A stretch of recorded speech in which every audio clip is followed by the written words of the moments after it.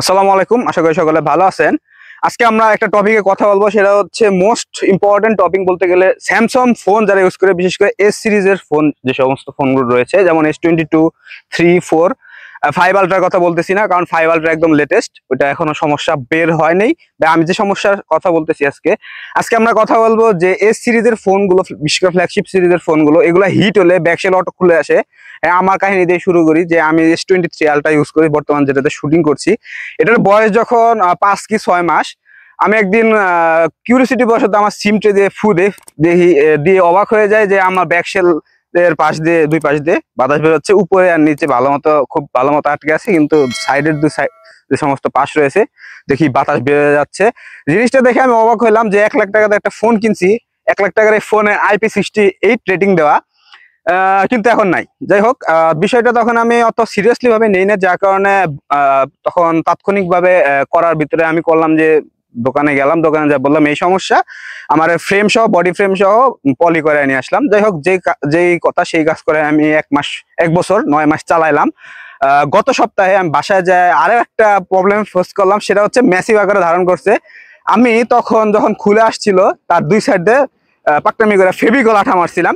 ফেভিকল আঠা মারার কারণে হয়েছে কি, 1 বছর 9 মাস যাওয়ার পরে ওইটার আঠা এবং হিট, মোবাইলের যে হিট হয়, অ্যালুমিনিয়াম ফ্রেম যেহেতু মোবাইলের, এই হিটের কারণে দুইটা আঠার মধ্যে এখন রিয়াকশন হয়ে এখন দেখা যায় কোনো ভিসকোসিটি নাই। এই ব্যাকশেলের আঠায় সুন্দর করে টান মারলাম, আমার ব্যাক পার্ট খুলে আসলো। যাই হোক, ব্যাকশেল খুলে আসলো।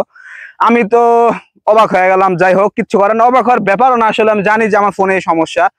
পরে আমার কাছে মোবাইলের আঠা ছিল, আমি পাকনামি করে মোবাইলের আঠা দিয়ে রাত্রের বেলা গবেষণা করে আল্লাহর নাম নিয়ে সাহস করে ছাইরা দিলাম, আল্লাহর নামে যা হবে হবে, খুলে নিজে আঠা মেরা তারপর দিন আবার পলি লাগায় চালায় ঢাকায় পর্যন্ত নিয়ে আসলাম। এখন তো আমার মাথায় তখন ঢুকছে না, আমার মোবাইলের রিসিল করাইতে হবে। মোতালে প্লাজা গেলাম, মোতালে প্লাজা যায় দেখি আরেক কাহিনী।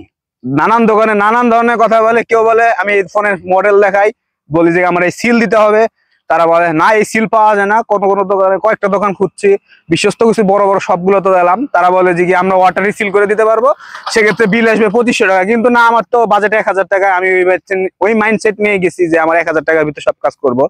তো সর্বশেষ একটা দোকানে গেলাম, আমি তাদের কার্ডটা এডিটের সময় ভিডিওতে দিয়ে দিব। এই দোকান থেকে আমি যে কাজটা করছি, S23 আলট্রার যে সিল পাওয়া যায়, মানে আর কি মার্কেটের যে একটা সিল পাওয়া যায়, অরিজিনাল সিল কি দিছে কিনা জানি না, কিন্তু এক ধরনের সিল পাওয়া যায়। আমি আপনাদেরকে গত ভিডিওতে দেখাইছিলাম, ওই সিলটা লাগাইছি। ওই সিলটা সহ আমার কাছ থেকে রাখছে 1000 টাকা। ওই সিলের সাথে কিভাবে ভিডিও, মানে আর কি সিল কিভাবে লাগাইছে ওটার ভিডিও দিয়ে দিব আমি, আমার কাছে করা রয়েছে।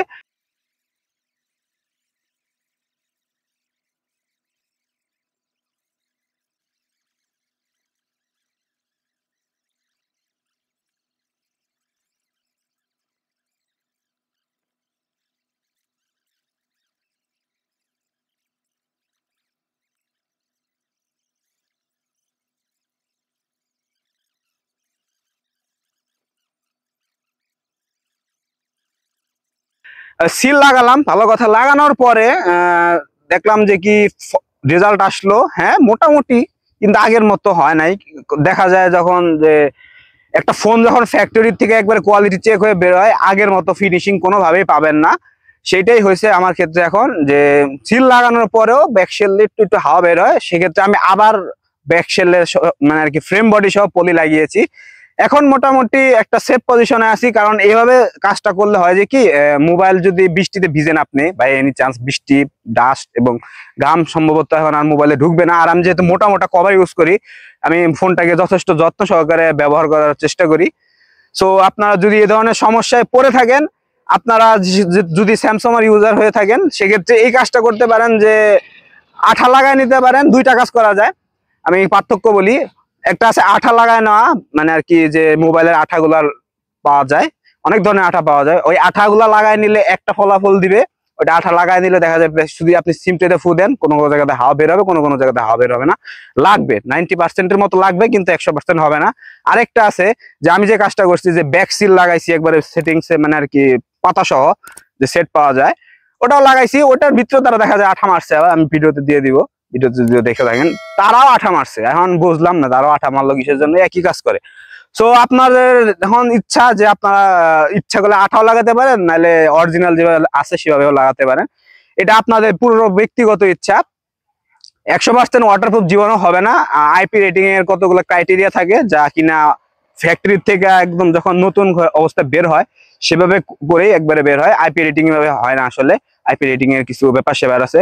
আর হ্যাঁ, চেষ্টা করবেন ফোনগুলো ডিরেক্টলি সানলাইটের ভিতরে না চালানোর, কারণ এই সমস্ত ফোন প্রচুর পরিমাণ হিট হয়। আইফোনে এই সমস্যাটা খুব কম, স্যামসাং এর এই সমস্ত ফোনে, যে কোনো ফোনে কিন্তু বর্তমানে দেখা যায় হিট হয়। যে সমস্ত ফোনের একটু স্পেসিফিকেশন ভালো, পাওয়ারফুল প্রসেসর, এগুলো কিন্তু হিট হয়।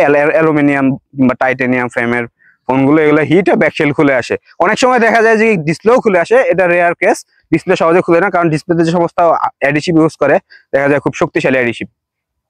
সো আপনারা এই ধরনের সমস্যায় পড়লে আমি যে কাজগুলো করছি এগুলো করতে পারেন, চাইলে আঠাও মারতে পারেন। সো ভিডিওটিতে যথেষ্ট ইনফরমেশন দেওয়ার চেষ্টা করছি, আমি আমার নিজের ব্যক্তিগত মতামত আপনাদের সামনে শেয়ার করলাম। কেমন লাগলো অবশ্যই জানাবেন। আর আজকে এই পর্যন্তই, সকলে ভালো থাকবেন, সুস্থ থাকবেন, ধন্যবাদ।